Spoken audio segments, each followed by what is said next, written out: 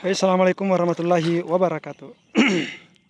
Jadi pagi-pagi kita jalan-jalan ke sawah untuk bersuah. Jadi tanaman kita itu seperti anak, tanaman kita itu seperti keluarga. Dimana kalau keluarga, ya alangkah bagusnya kita kunjungi setiap saat untuk menjalin hubungan silaturahmi, menjalin hubungan batin.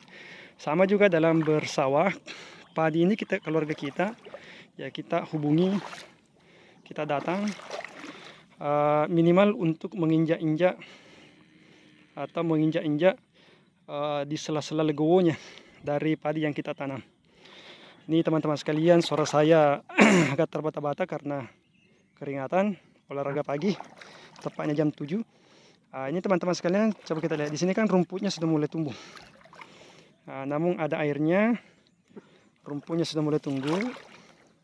Semestinya rumputnya prediksinya lebih tinggi dibandingkan ini, cuma karena sekarang kebanyakan air hujan. Akhirnya problemnya adalah anakan tidak sesuai dengan yang kita prediksi karena terendam terus. Tapi salah satu sisi kebaikannya rumput kurang, artinya tenaga kita untuk menginjak-injak rumput kurang. Tapi alangkah bagusnya sebenarnya ketika rumputnya tinggi, anakannya banyak, dan inilah saatnya kita penyemaian. Namun karena di sini saya tidak menggunakan penyemaian dengan alat yang dibuat, ya cukup saya injak-injak saja. Kenapa diinjak? Karena rumputnya dikit. Ya sambil jalan-jalan di salah-salahnya kita injak-injak. Oke, kita lanjut teman-teman sekalian sambil melihat ketika ada yang terlalu rapat begini kita ambil. Jaraknya terlalu rapat, ini juga terlalu rapat, kita ambil kemudian pindahkan di jarak yang mati. Nah seperti ini. Di sini kan pasti agak longgar sekali, kita tanamkanlah tadi yang dari yang tebal kita pindahkan ke yang jarang. Jadi disitulah gunanya kita saling silaturahmi dengan padi kita. Apa kekurangannya? Kita benahi. Ini ada lagi rumput, kita cabut, kemudian kita injak. Ini jadi rumput, insya Allah. Jadi apa? Jadi pupuk organik. Nah ini ada lagi hidup. Mungkin dulu waktu kita menanam, sebelumnya masih ada sisanya, ini sudah berbuah.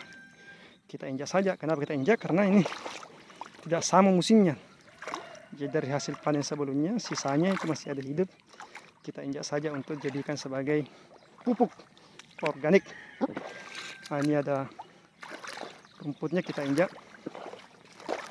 Ya itulah gunanya kita silaturahmi dengan padi, jalan-jalan sambil mengeluarkan keringat.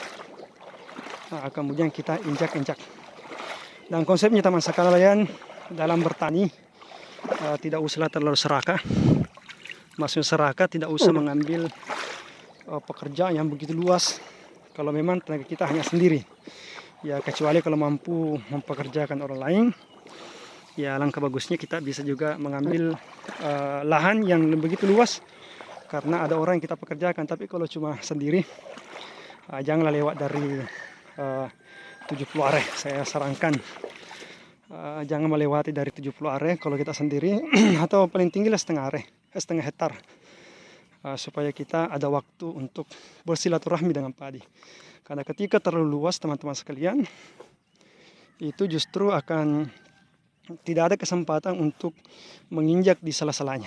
Artinya yang sela-sela begini juga dia butuh silaturahmi, butuh kita injak-injak, butuh kita lalui supaya padi kita merasa ada hubungan emosional dengan yang pemilik sehingga bisa memberikan hasil yang terbaik untuk kita. Jadi kita lihat padi ini, jangan lihat dia sebagai tanaman yang tidak memiliki jiwa, tidak memiliki nyawa. Tapi mereka juga makhluk Allah yang diberikan jiwa dan diberikan kehidupan seperti hanya kehidupan kita. Cuma bedanya kita mampu bergerak ke sana kemari, mereka hanya berdiam diri di atas tanah yang kita sudah tanami teman-teman sekalian. Ini adalah jarak 1 meter. 1 meter. Kenapa saya 1 meter? Ini ketika nanti panen untuk membedakan Yang ini sampai pematang yang di sana itu padi beras merah untuk kita makan, lebih sehat dan lebih cerdas anak kita insya Allah. Sedangkan yang kiri saya ini yang luas itu bibit santana. Ya, bibit santana gunanya untuk kita jual karena ukurannya agak besar, dan insya Allah kita berikan pupuk POC sehingga untuk memberikan berat terhadap gabah yang kita tanam. Dia mengatakan santana itu besar bulirnya tapi ringan, berbeda dengan bibit ciliung yang bibitnya kecil tapi berat. Tapi kalau saya melihat yang menentukan beratnya itu dari perlakuan kita. Ketika legowo tentu berbeda dengan sistem tegal.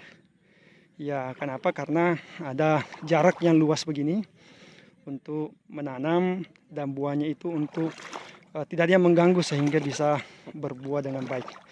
Ini ada di pematang yang kecil yang saya buat perantaraan ini karena sawah ini tidak lurus, maka saya buatkan pematang. Cuma tidak kelihatan karena airnya sangat tinggi.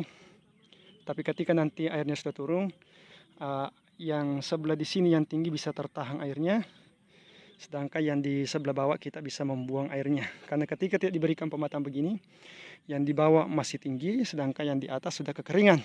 Nah, inilah gunanya sawah, salah satu solusi. Kalau sawah tidak rata, ya perlu waktu untuk meratakan, kita buatkan dulu pematang kecil. Nah, di sini ada yang hidup biasanya sisa-sisa tanam kita, biasa yang mengalir pada waktu kita menanam, hidup di sini, terdampar di sini. Jangan dibiarkan hidup di situ, kita tanam kembali di tempat yang jarang seperti ini. Dan jarang kita tanami lagi. Ya, begitulah sistem bertani teman-teman sekalian. Ingat, fallah adalah orang yang berulang kali beruntung. Fallah dalam bahasa Arab disebut dengan petani. Jadi kalau ada petani tidak beruntung, maka harus dipertanyakan sistem menanamnya. Cara perlakuan kita terhadap alam harus dipertanyakan, karena namanya petani itu adalah harus beruntung. Berbeda sekarang petani kita hanya dijadikan sebagai kuli dari dari korporasi. Jadi petani kita menjadi kuli, mereka menikmati hasilnya. Ketika menanam mereka tidak bisa menghasilkan kecuali dengan pupuk kimiawi yang berlebihan. Pupuk kimiawi sangat mahal. Ketika tidak mendapatkan pupuk subsidi dari pemerintah, mereka mengeluh. Petani kita mengeluh, padahal justru itulah ada lingkar daripada perbudakan pertanian kita. Karena semakin banyak kita pakai kimia, semakin banyak juga kos yang kita, semakin banyak juga pengeluaran yang kita keluarkan, dan pengeluaran itu tentunya memberikan kekayaan terhadap para oligarki, ya, para kapitalis yang ada di negara kita, baik di dalam negeri maupun yang ada di internasional. Mereka semakin kaya, kita semakin hari semakin kuli, karena kita sudah ibaratnya orang kecanduan dengan pupuk organik. Kita sudah kecanduan sehingga tidak bisa terlepas dari mereka yang kaya.